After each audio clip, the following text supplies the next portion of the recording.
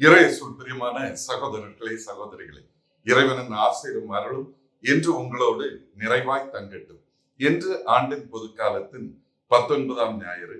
இன்று நம் சிந்தனைக்கு கொடுக்கப்பட்டிருக்கிற நலம் தரும் நற்செய்தி லூக்காஸ் நற்செய்தி 12ஆம் அதிகாரம் 32 முதல் 48 வரை உள்ள இறைமுத்துக்கள்.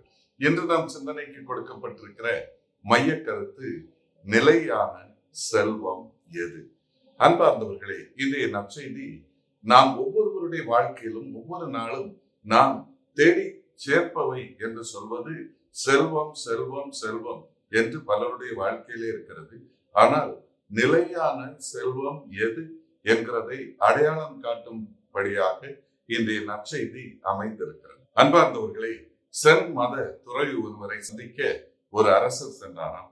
அவர் துறவியை பார்த்த உடனே ஏதாவது கேட்க வேண்டும் என்கிற விதத்திலே இந்த வாழ்வில் நிலையான செல்வம் என்று சொல்வது எது என்று அவரிடம் கேட்டாராம். அதற்கு அந்த துறவி சொன்னாராம், கடவுளை வாழ்க்கையில் மைய புள்ளியாக கொள்வதும், நல்லவற்றை விரும்பி நல்லவற்றை பிறருக்கு செய்வதும், தீயதை வெறுத்து ஒதுக்குவதும், தூய்மையான மனதை கொண்டிருப்பதும் என்று சொன்னாராம். அதை கேட்டவுடனேயே அரசர் சொன்னாராம், அப்படி என்றால் இந்த உலகத்திலேயே சின்ன குழந்தைக்கு கூட இது அனைத்தும் தெரியுமே என்று சொன்னாராம்.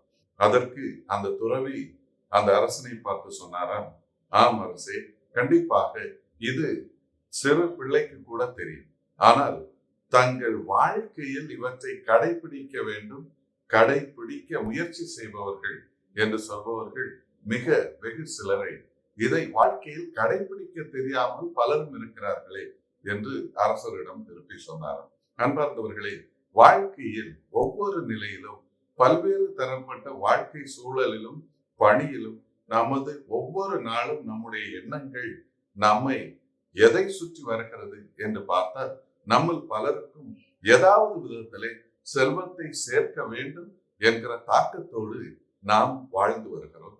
ஆனால் நம்முடைய வாழ்க்கையிலே நிலையான செல்வம் எது, இந்த செல்வத்தை நாம் எப்படி தேடிக்கொள்ள வேண்டும் என்கிறதை பற்றி இன்றைய நற்செய்தியிலே ஆண்டவர் இயேசு கிறிஸ்து தெளிவாக எடுத்து சொல்லுகிறார். அன்பார்ந்தவர்களே, பழைய ஏற்பாடு காலங்களிலே செல்வம் என்று சொல்லக்கூடியது கடவுளுடைய ஆசீர்வாதத்தின் அடையாளம் என்று கூட பலராலும் கருதப்பட்ட நிலை.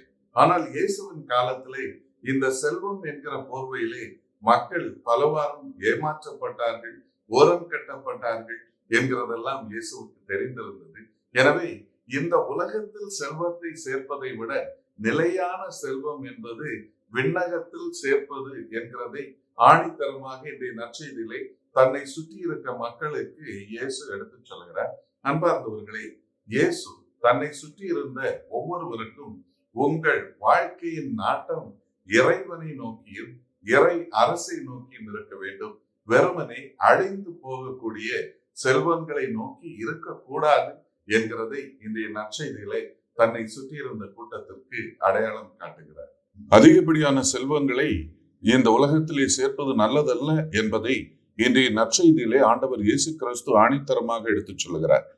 நாம் ஒவ்வொருவருடைய வாழ்க்கையிலும் இந்த உலகத்திலே நாம் செல்வத்தை சேர்ப்பதால் நம்முடைய வாழ்க்கை எத்தகைய அழிவு பாதைக்கு விட்டு செல்லப்படுகிறது என்கிறதை வேதநூல் இன்றைய நற்செய்தியிலே சிறப்பாக சொல்லுகிறது.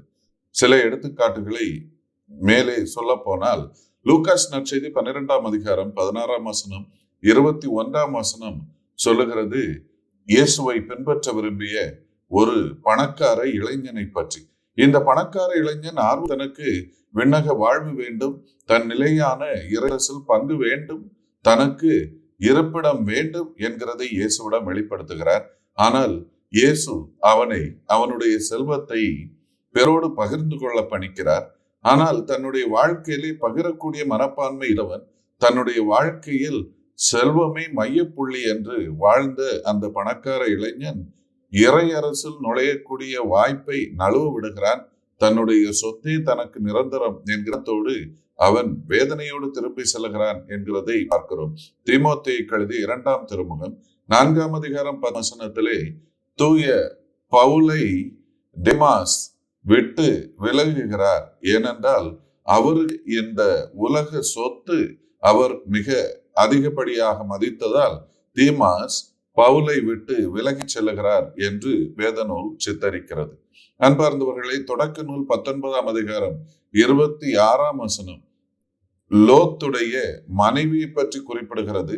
சோதோம் நகர அழிவிலிருந்து இவர் தன்னை பாதுகாத்துக் கொள்ள நகரத்தை விட்டு திரும்பி பார்க்காமல் செல்ல வேண்டும் என்று பணிக்கப்பட்டார்.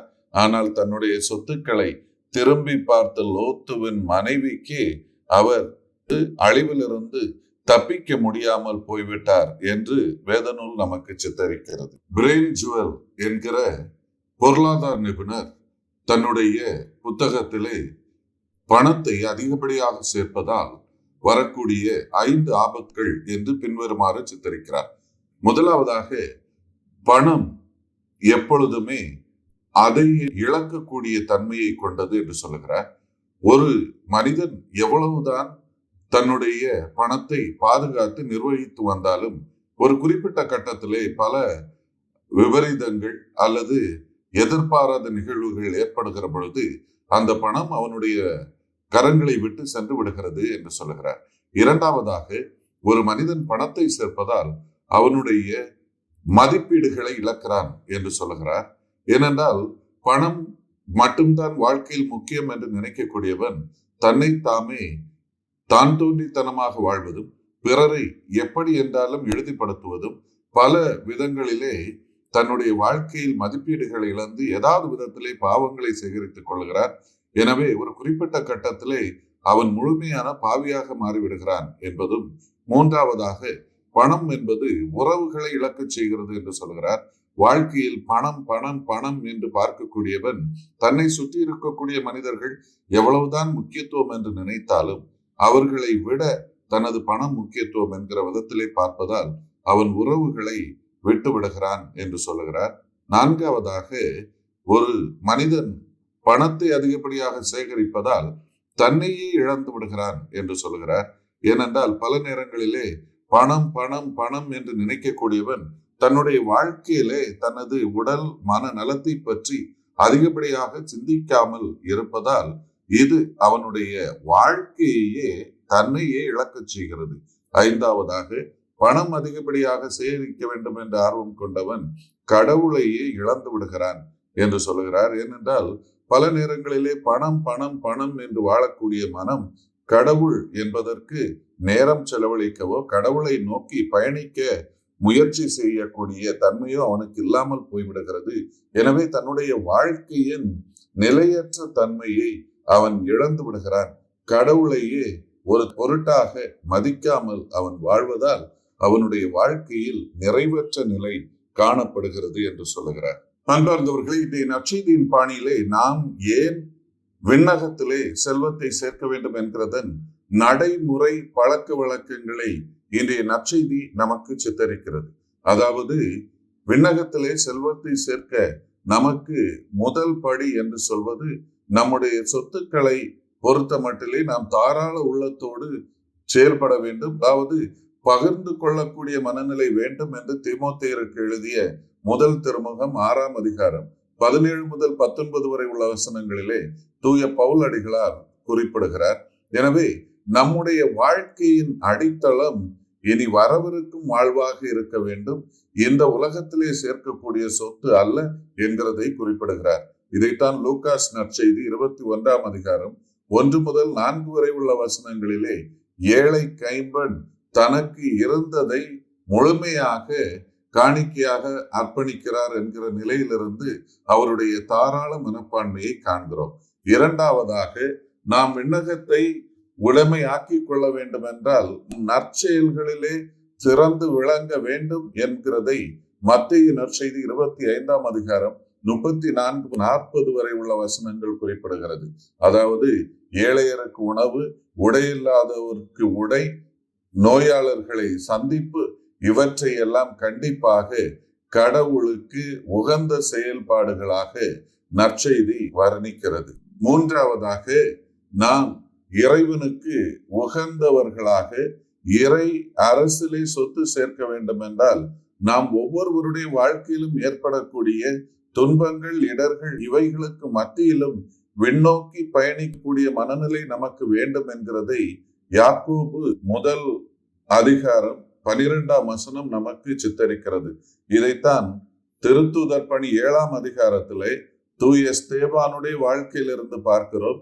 இவை தனக்கு ஒரு சொத்தாக பொருட்டாக மதிக்காத அவர் வானுலகில் தனக்கு என தகுந்த பரிசு இருக்கிறது என்கிற எண்ணத்தோடு தன்னுடைய நம்பிக்கை வாழ்விலே இறக்கும் தருவாயிலும் பயணிக்கிறார் என்கிறதை நம்மால் பார்க்க முடிகிறது.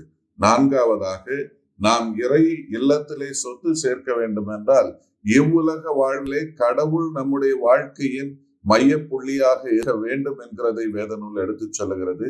இதைத்தான் மத்தேயு நற்செய்தி 6ஆம் அதிகாரம் 33ஆம் வசனத்திலே முதலில் இறைவனையும் அவரது இறை அரசுக்குரிய மதிப்பீடுகளையும் தேடுங்கள், அதற்கு பின் பிற அனைத்தும் கிடைக்கும் என்று வேத நூல் நமக்கு குறிப்பிடுகிறது.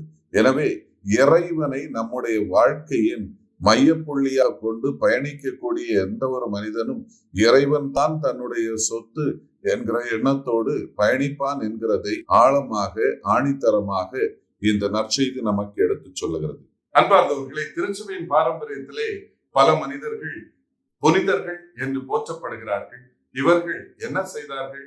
தங்கள் வாழ்க்கையில் இவ்வுலகத்திலே சேர்க்கக்கூடியதெல்லாம் சொத்துக்கள் அல்ல, ஆனால் நிலையான தன்மையை கொண்ட வான்வீட்டை நோக்கி நாம் சேர்த்துக் கொள்வதுதான் சொத்து என்று வாழ்ந்தவர்கள். எனவே பல்வேறு பணக்கார சூழ்நிலையில் வாழ்ந்தவர்கள் கூட பணங்களை உதறி தள்ளிவிட்டு கடவுளை தங்கள் வாழ்க்கையில் மையப்புள்ளியாக கொள்ள முயற்சி செய்தவர்கள் இன்று பலரும் புனிதர்களாக போற்றப்பட்டார்கள். இந்த பாரம்பரியத்தில் தான் எடுத்துக்காட்டாக நாம் பிரான்சிஸ் அசிசியாரை சொல்லலாம், பிரான்சிஸ்கு சவேரியாரை சொல்லலாம், அன்னை தெரசாலை சொல்லலாம். இவ்வாறாக பல்வேறு நபர்களும் புனிதத்துவத்தை நோக்கி பயணித்தார்கள். எனவே இவர்களை நாம் புனிதர்கள் என்று போற்றுகிறோம். அன்பார்ந்தவர்களே, எனவே இன்றைய நாளில் இறை வார்த்தை வழிபாடு நமக்கு எடுத்துச் சொல்வது போல நாம் ஒவ்வொருவரும் இவ்வுலகில் பாதுகாக்க வேண்டியது நம்முடைய ஆன்மாவை, நம்முடைய சொத்துக்களையோ பணங்களையோ பட்டங்களையோ அல்ல, நமது பதவிகளையோ அல்ல, மாறாக நமது ஆன்மாவை பாதுகாக்க வேண்டும் என்கிறதை மத்தேயு எழுதிய நற்செய்தி 8ஆம் அதிகாரம் 36ஆம் வசனம் நமக்கு எடுத்து சொல்லுகிறது. தொடக்க திருச்சபையிலே நாம் காணக்கூடிய ஒரு முக்கியமான பகுதி என்னவென்றால், தொடக்க திருச்சபையிலிருந்து நம்பிக்கையாளர்கள் தாங்கள் வைத்திருந்த சொத்துக்களை செல்வங்களை பிறரோடு பகிர்ந்து வாழ்வதிலே மகிழ்ச்சியை கண்டார்கள் என்பதை கொரிந்தியருக்கு எழுதிய 2ஆம் திருமுகம் 9ஆம் அதிகாரம் 7ஆம் வசனம் நமக்கு எடுத்து சொல்லுகிறது. அது மட்டுமல்ல, தொடக்க திருச்சபையில் வாழ்ந்தவர் ஒவ்வொருவரும் கடவுளை தங்கள் வாழ்க்கையின் மையப்புள்ளியாக கொண்டு தாங்கள் இறை அரசை பெற்றுக் கொள்வதற்கென தங்கள் வாழ்க்கையில் எதையும் விட்டுக் கொடுக்க தயாராக இருந்தார்கள் என்பதை கொலோசியருக்கு எழுதிய திருமுகம் 3ஆம் அதிகாரம் 2ஆம் வசனம் எடுத்து சொல்லுகிறது. அன்பார்ந்தவர்களே, கிறிஸ்துவிலே நம்பிக்கை கொண்ட நாம் ஒவ்வொருவரும் நாம் இறை அரசை எதிர்நோக்கி நம்முடைய வாழ்க்கையை நடத்துகிறோம். எனவே இறைவனை மையப்புள்ளியாக நம்முடைய வாழ்க்கையிலே ஏற்றுக்கொள்ளவும், இறைவனை நம்மை விட்டு விலகாத நீங்காத சொத்து என்கிற எண்ணத்தோடு இறைவனின் படிப்பினையை நமது வாழ்க்கையின் அடித்தளமாக கொண்டு வாழ வேண்டிய அருளையும் ஆசிரியரையும் வேண்டி ஜெபிப்போம். இறைவன் நம் ஒவ்வொருவரையும் நிறைவாக ஆசீர்வதிப்பாராக. ஆமென்.